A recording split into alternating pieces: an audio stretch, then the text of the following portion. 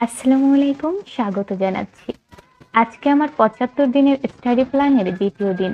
আজকে শেয়ার করব ১ম দিনের পড়া কতটুকু কভার করতে পেরেছি এবং ২য় দিনে আমি কি পড়ব। ১ম দিনের পড়া আমি প্রায় গুছিয়ে নিয়েছিলাম, কিন্তু শেষে অল্প একটু বাকি থেকে গেছে। ইংরেজি থেকে আমি গ্রুপ ভাগ নিয়েছিলাম। এটা ছিল এ থেকে সি লেটার। ইংলিশ থেকে যদি আমি এ থেকে সি পর্যন্ত শেষ করতাম তাহলে আমার প্রায় ৬ পেজ পড়া লাগতো। এতখানি আমি ইংরেজি থেকে পড়তে চেয়েছিলাম না, কেননা জিকে ছিল আমার মেইন ফোকাস। আর জিকে থেকে সম্পূর্ণ চ্যাপ্টারটাই আমি শেষ করেছি। সব মিলিয়ে ছিল ২৪ পেজের মতো, এবং ইংলিশ থেকে আমি পড়েছি ৩ পেজ।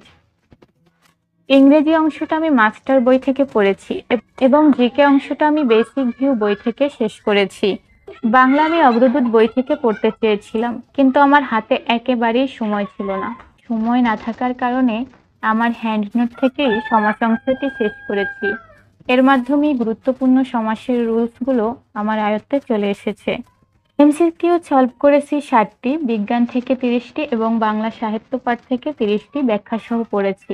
আজকে ২য় দিনে আমি বেশি কিছু পড়ব না, কারণ বাংলার আমার একটা এক্সাম আছে, তাই বাংলার এই টপিকগুলোই আমি শেষ করব। এই টপিকগুলো শেষ করে যদি আমি সময় পাই তাহলে আমি গতকালের পড়া কিছুটা রিভিশন দেব। এছাড়া আমি কিছু প্রশ্ন সলভ করব। বাংলা থেকে উপসর্গ, পদ প্রকরণ, বাক্য কারক, বিভক্তি বাচ্য ও বাচ্যের পরিবর্তন অংশটুকু শেষ করার পর আমি যতটুকু সময় পাবো গতকালকের জিকে পার্ট রিভিশন দেব, কেননা ওই অধ্যায়টি অনেকটাই কঠিন। একবার পড়লে ভাষা ভাষা মনে হয়, তাই রিভিশন দেওয়াটা অনেক বেশি জরুরি। আজকে আমি খুব বেশি পড়া নেইনি। ২য় দিনের পড়া আমি কতটা কমপ্লিট করতে পারবো জানি না। ৩য় দিনে আপনাদের সাথে অবশ্যই শেয়ার করব। সবার জন্য শুভকামনা।